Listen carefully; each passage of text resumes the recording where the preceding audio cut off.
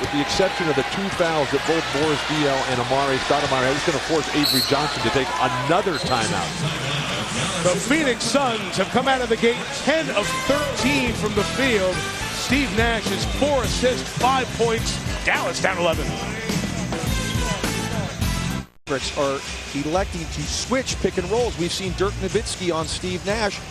He's just going to take him to the paint and find the open man. He's done it twice. And then when he gets a little bit of an opening, Desana Diop can't get out. Steve Nash knows exactly what to do every single time down the court, and he's taking advantage of it right now. And guys, let me bring in Lisa Salters here, because Avery Johnson's attention has been attracted by this Suns' great start, Lisa. Oh, Mike, you were talking about the passion and the fire that both of these coaches have.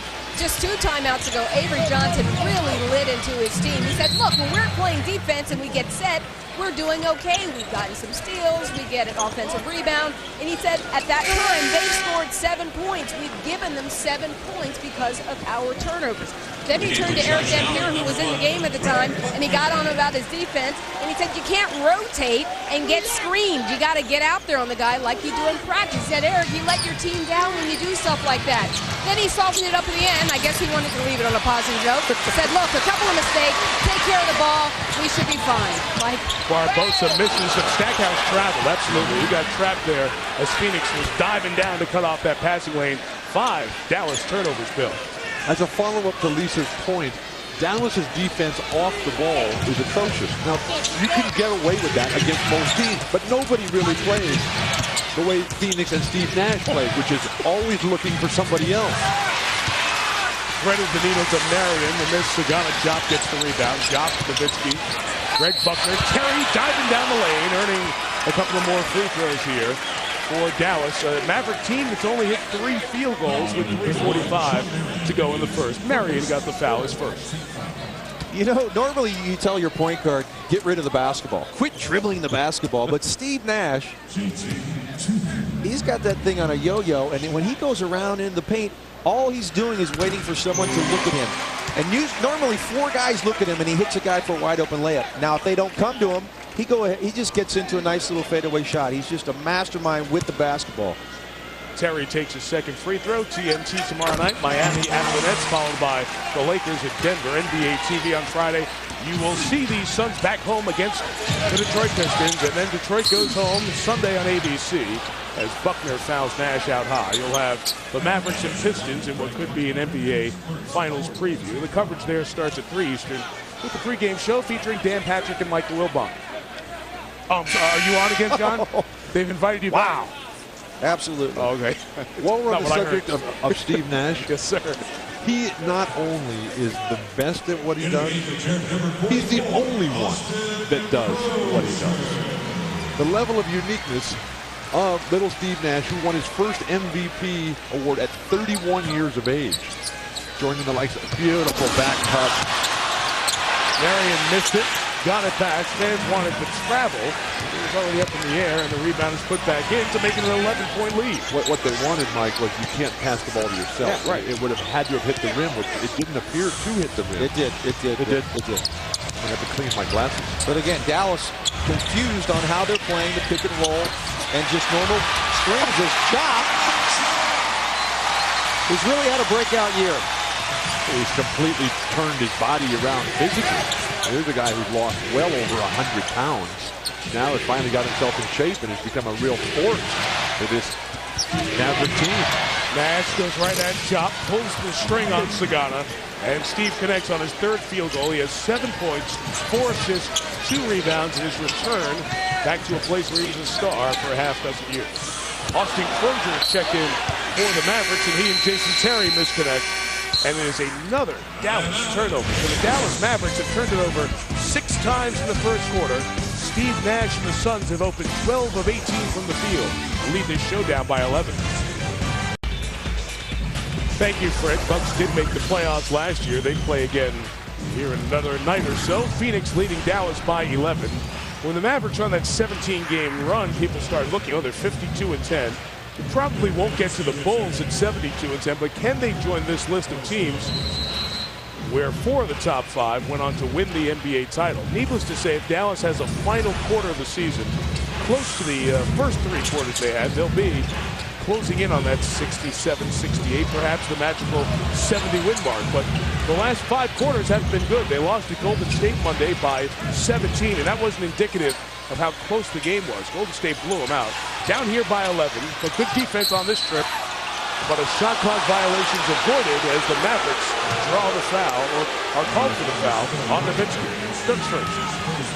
So guys, you talk about finishing and finishing strong. What will the Mavs do in their last 20 games? They would need to go 18-2, which has been done in recent times, multiple times, but that's still a lot to ask for. And you don't know what they're going to be playing for or their opponents will be playing for down the stretch. So it's hard to really forecast how a great team will end the season. I don't think they should be concerned with getting 70 wins, 69 wins. Just be playing your best basketball towards the end of that stretch. More than likely, they're going to be the #1 seed. And if they're playing well, that's all you should be concerned about. Who cares about a regular season record? They don't hand out championship trophies in the regular season, Bill. John, it was just a year ago at this time that everybody was saying all the same things about the Detroit Pistons that they're saying about the Dallas Mavericks right now. The Pistons fell apart in the playoffs, and until they got Chris Webber, were totally out of the picture. Stackhouse to the rack, 12-point game. A 10-point game, 28-18. Barbosa gets it back to 12. He's so fast with the ball. You mentioned the Golden State game. This is a mirror image. The Mavericks are turning the ball over. They had 23 against Golden State.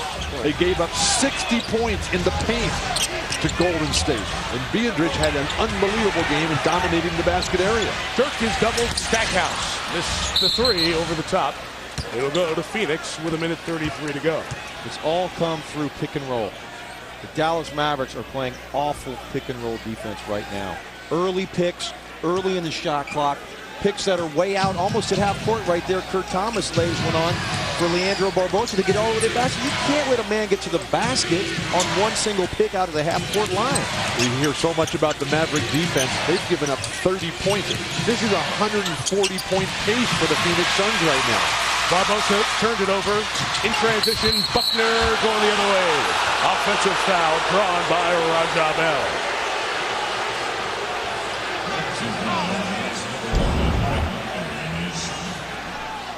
Raja Bell in position.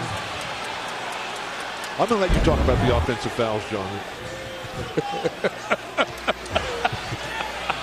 That is 2 on Greg Buckner.